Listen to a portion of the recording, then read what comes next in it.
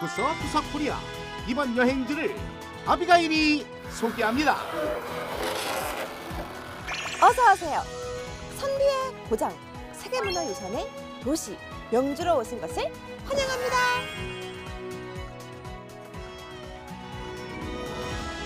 전통이 살아있는 선비의 고장, 삼면이 물로 둘러싸여 있는 한옥마을 무섬마을과 유네스코 세계문화유산에 등재된 소수서원. 여러분, 세계가 인정한 소중한 문화재를 보존한 여행지, 경북 영주에서 전통의 미를 함께 느껴볼까요? 따라오십시오. 구석구석 코리아 영주에서 제일 먼저 찾은 여행지는 바로 마을 주변을 낙동강의 지류인 내성천과 서천이 휘돌아 흐르는 대표적인 물동이 마을 무섬마을입니다. 이 외나무 다리를 꼭 건너야 하는데요. 안녕하세요. 네, 안녕하세요. 외나무 다리에서 왼수를 만난다 이런 말이 있던데 설마 저 잡으러 오신 거 아니죠? 네, 잡으러 온 거 아니죠. 우리 예쁜 아가씨, 우리 무섬 안내하러 왔습니다. 아 정말요? 잘했습니다. 네, 지금 그럼 같이 가요. 네, 무섬으로 모시겠습니다. 네, 뒤에 우리 천천히 네, 따라갈게요. 우리 이쁜 마을 보러 오세요. 30년 전까지만 하더라도 마을과 육지를 이어주는 유일한 통로였던 외나무 다리.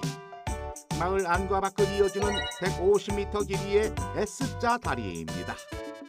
저 다리는 이 마을의 유일한 교통수단이었습니다. 옛날에는 이 시멘트가 없을 때 이제 농사도 지러 가고 학교도 가고 이렇게 쓰던 그런 다리입니다. 와, 유일하게 마을에서 나갈 수 있는 네, 길이었던 그렇죠. 거네요. 네, 들어올 수도 있고 나갈 수도 있고 교통수단.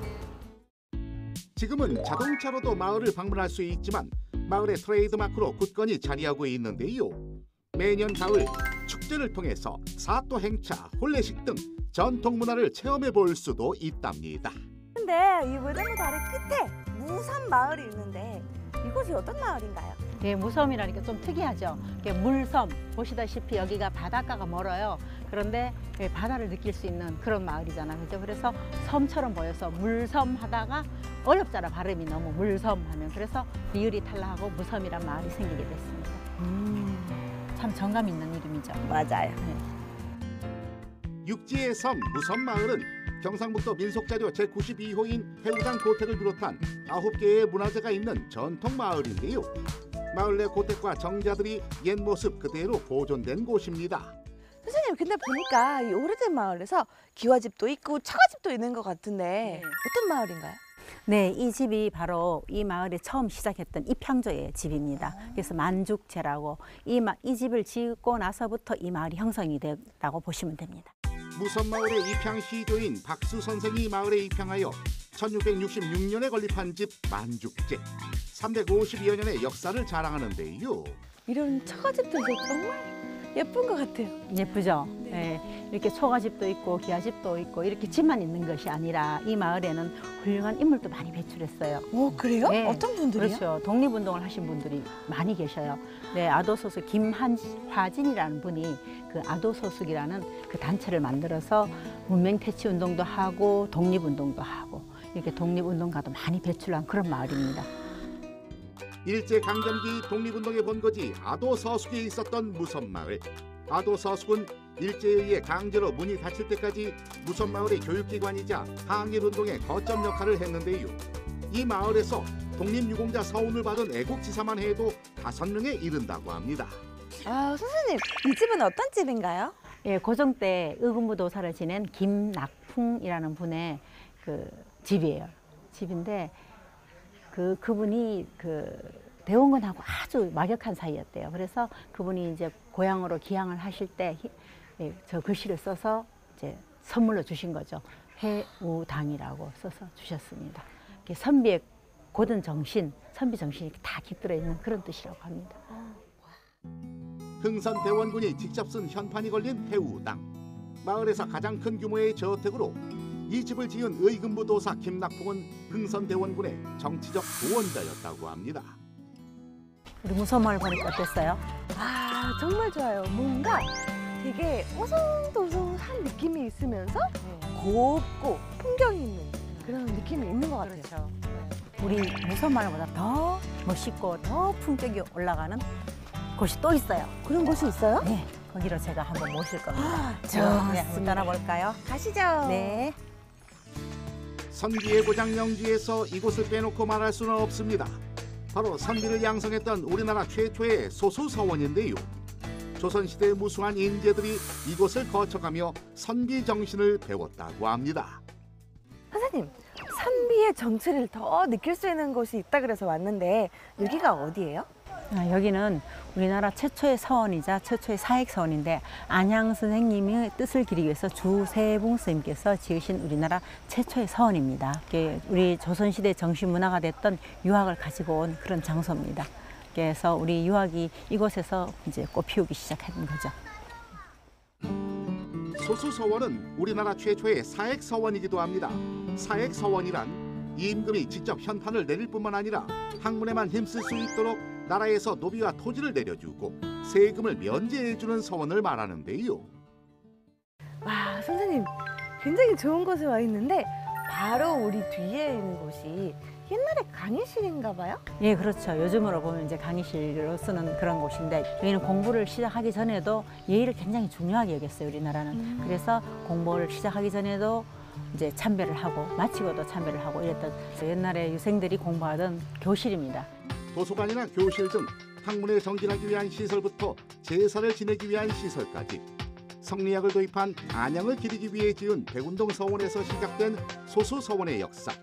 조선 왕조의 설계자라고 불리는 정도전의 선비 정신의 뿌리가 남은 곳입니다. 와, 소수서원이 부족한 거 없이 다 있는 것 같아요. 네, 도서관, 교실, 네. 여기는 어디예요? 여기는 기숙사예요. 기숙사. 네, 기숙사 알죠?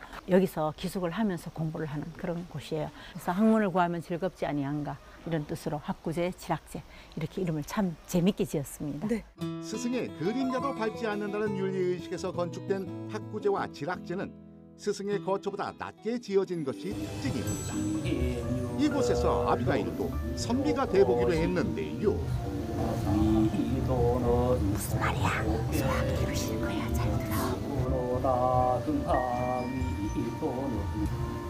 당신 아비. 바닥 내고 저 인사하고 있었는데. 바닥 내고 학문의 길은 험난합니다. 자, 다음으로 찾은 곳은 소수 서원의 뿌리라 할 수 있는 보물 제1402호 문성공묘입니다. 제향 기능을 하는 사당인데요. 여기도 뭔가 특별한 느낌이 있는 곳 같아요. 뭐 하는 곳이에요? 여기는 문성공묘라고 써져 있죠. 바로 안향 선생님을 모시는 사당입니다. 주세봉 선생님께서 풍기 군수로 오시면서 이 고향 출신인 안향 선생님을 모시면서 이 사당을 짓고 그 다음에 백운동 서원을 지어서 우리 유학, 조선시대 정신 문화가 됐던 유학을 꽃피우기 시작한 터전이 바로 이곳이라고 보시면 됩니다. 목조 건축물의 전통 기법을 그대로 유지하면서 옛 선비 정신까지 보존된 소수 서원. 그 문화를 남긴 선조들에게 올리는 전통 의식이 거행되고 있습니다. 선생님, 지금 보니까 분위기가 여기 엄청 경건해 보이는데 어떤 일이에요? 오늘 고유제를 지내고 있습니다. 큰 행사가 있거나 아니면 기쁜 일이 있을 때 지내는 걸 우리가 고유제라고 합니다. 그래요? 네. 그럼 오늘 여기 좋은 일 있나 봐요? 그렇죠. 우리 소수서원이 세계문화유산에 등재된 걸 선포하는 날이에요. 오, 진짜요? 네. 세계유산위원회는 아제르바이잔의 수도 바쿠에서 진행된 제43차 회의에서 한국의 서원을 세계유산 중 문화유산으로 등재했는데요. 총 9개의 한국 서원이 유네스코 세계유산에 등재되어 그 가치를 인정받았습니다. 바로 그 중심에 우리나라 최초의 사액 서원인 소수 서원이 있습니다. 이번 소수서원은 우리가 조선시대 이래로 성리학적 사고관념이 한국인의 면면이 흐르고 있습니다. 그것이 그 당시면 끝인 것이 아니고 현재에도 변함없이 끊임없이 이어지고 있기 때문에 그러한 탁월한 보편적 가치를 인정받아서 이번에 세계유산으로 등재가 되게 되었습니다. 그러니까 어떤 국내적인 문화재에서 아주 국제적으로 큰 공인을 받았다는 데 큰 의의가 있다고 할 수 있겠습니다. 유리묘에 몸담고 있는 한 사람으로서 관계가 무량합니다. 진작에 이루어지지 않는 게 조금 유감입니다만은 지금이라도 이루어졌으니 이제는 참말로 앞으로 더욱 발전이 되지 않나 싶습니다. 지역 유림 70여 명이 참석해 진행된 소수서원 세계유산 등재 기념 행사. 전통 의식 절차에 따라 선조들에게 세계유산 등재를 고하는 의식과 축하 행사가 이어졌습니다. How do you feel about this place? It's very nice. We just arrived. We saw a few houses and the school next door and so on. And we were a little bit lucky today because we've just heard that it's new on the UNESCO Heritage List. Just coincidentally, because we are just having the plan to come here today. But I think the majority of us likes it. Yeah, we read about it, that it would be added to the list of the UNESCO heritage site. So we wanted to visit it during this holiday. So we are very lucky here to be here on this day. It's very special. 전통 건축물은 물론이요, 선비의 정신까지 고스란히 남아 고유의 문화적 가치를 인정받은 소수 서원. 이를 보존하는 역사적 현장에 여러분도 함께 해보시죠. 세계 문화유산으로 등재된 또 다른 보물을 찾아 떠난 곳. 이곳은 과연 어디? 어허, 산등성이에 자리 잡고 있는 절인데요. 자, 여러분, 제가 지금 사찰에 와 있는데요. 이곳에서 아주 신비한 보물들이 있다고 합니다. 그 보물을 만나러 지금 갑니다. 탁 트인 시야를 선보이는 이 절. 2018년 6월 유네스코 세계문화유산으로 등재된 이곳 부석사. 곳곳에 다양한 보물을 품고 있다고 하는데 과연 어디에 그 보물이 숨어 있을까요? 아이고, 아비가일 바쁘다 바빠. 안녕하세요. 어, 뭘 찾으시나요? 안녕하세요. 예. 제가 보물을 찾고 있는데요. 아, 보물요? 예. 이곳에서 아주 신기한 보물이 있다고. 아, 그래요? 한번 제가 알려드릴까요? 네네네. 예, 한번 가보시죠. 아, 진짜로 있는 거구나. 예. 소백산맥 전체가 정원인 양 펼쳐지는 이곳. 부석사 제일 꼭대기에 자리한 1962년 12월 20일 국보 제18호로 지정된 무량수전입니다. 절 입구부터 108계단을 올라야 만날 수 있는 무량수전은 고려시대의 대표 목조 건축물인데요. 자, 여기 이제 무량수전이 되겠습니다. 무량수전은 우리나라에서 가장 오래된 목조 건물 중에 하나인데요. 이 건물의 그 건축미도 아름답지만은 건축의 굉장히 다양한 기법들로 유명한 그런 건물이 되겠습니다. 그래서 건물 자체가 굉장히 무겁기 때문에 이 건물을 견디기 위해서 이 기둥이 뒤틀리거나 휘지 않도록 이렇게 배가 볼록한 배흘림 기법을 사용하고 있고요. 무거운 지붕을 받치면서도 안정감을 주고 주변 자연과 조화를 이루는 양식 배흘림 기둥과 국보 제45호로 지정된 고려시대의 소조 열의 좌상까지. 이 바위 또한 귀중한 보물이라고 하는데 자, 이 바위는 이 부석사의 이름하고 굉장히 깊은 관련이 있습니다. 예. 그래서 이 절을 짓게 될 때 그 의상대사를 사랑했던 중국의 선묘라고 하는 아가씨가 용이 돼서 이 14톤이나 되는 무거운 돌을 공중에 들어 올립니다. 근데 그 당시 돌이 공중에 떴다고 해서 뜰부자 돌석자 부석사라고 하는 절의 이름이 된 연유가 됐죠. 부석, 일명 뜬바위. 그 전설과 터가 그대로 남아 있습니다. 너무 이 고즈넉함이라든가 이 산사의 아름다움 이런 거를 느껴볼 수 있었어요. 많은 역사적인 제가 몰랐던 거를 배울 수 있어서 참 좋은 기회였습니다. 아주 이 산도 우리 꼭대기인데 이 주위에 이 부석사 절하고 환경의 조화가 참 좋은 거네요 보니까. 가슴이 뻥 뚫리고 또 자녀들 때문에 기도도 한번 했는데 참 좋네요 보니까. 구석구석 코리아 마지막 여행지는 어디? 아이고, 힘들어. 피곤하다. 와, 오늘도 하루가 길다 길어. 아니, 어떻게 올 여름도 그렇게 더웠는데 한 번도 안 챙겨줘요, 피디님. 오늘도 그렇게 걸었는데 다리 아파 죽겠는데. 아니, 그래, 그동안 아비가일 고생 많이 하긴 했지. 새벽 촬영부터 바닷물 먹기, 아이고 등산까지. 그래서 준비했어. 다리가 흔들흔들 나가. 오호! 이거 그거 아니에요? 몸에 좋은 거? 근데 이거 어떻게 먹어요? 그냥 뜯어 먹으라고요? 아, 이거 어떻게 먹어요? 들어가면 다 먹을 수 있어요. 들어가면 먹어요? 여기? 그래? 오케이, 좋았어. 환절기면 영주 시민들이 꼭 챙겨 먹는다는 이것. 보기에도 건강에 참 좋아 보이죠? 아니 이게 뭐예요? 용기에서 삼계탕 안 먹고 가면은 섭섭하지요. 풍기 삼계탕 맛이 좋습니다. 되게 쫄깃쫄깃하고 끝내주네요. 인삼의 고장으로 불리는 영주, 풍기 인삼을 넣은 삼계탕이 유명한데요. 먼저 생닭을 뜨거운 물에 끓여 기름을 제거한 뒤 찬물에 담가 쫄깃함을 더해줍니다. 그리고 약재를 우린 물에 넣어서 오래도록 끓여주는데, 이 육수는요, 저희 칠한계를 만들기 위한 육수거든요.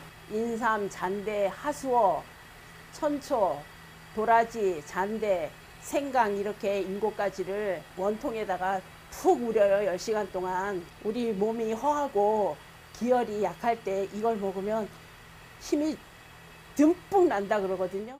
몸에 좋은 재료 7가지를 아낌없이 넣어 만드는 삼계탕. 세상에나 세상에나, 여기에 알 굵은 풍기 인삼 튀김까지 곁들이면 금상첨화죠. 자 여러분, 몸보신 한상 준비되었습니다. 자, 전국에 계시는 힘들고 지치고 몸고생하신 모든 분들이 모이세요. 오늘의 먹방은요, 바로 칠향계입니다. 오, 이거 보세요. 목감기 안녕. 도라지와 인삼 가득 넣어 진하게 끓인 삼계탕 먼저 맛볼 차례. 그 맛은 과연? 와, 이건요, 맛도 맛인데 딱 먹었을 때 건강해진다, 건강해진다, 건강해진다, 그런 느낌이 입에서부터 목을 통해서 온몸으로 쫙 퍼지는 바로 그런 느낌입니다. 찰진 닭고기 앞에 나는 한 마리의 시베리아 야생 호랑이가 된다.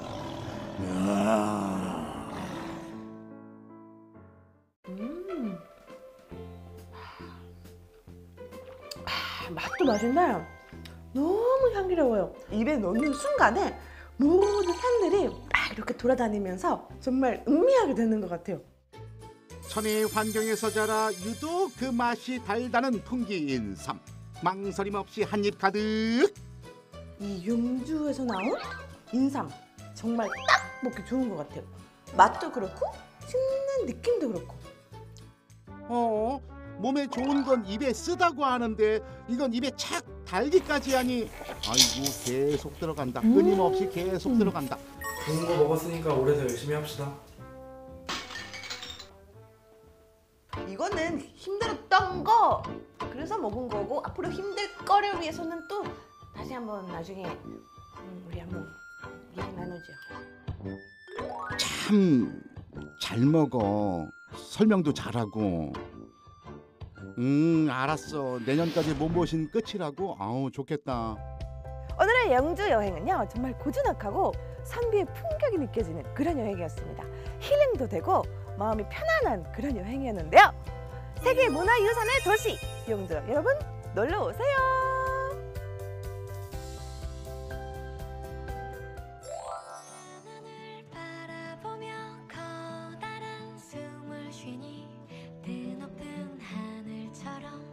작아 보이는데?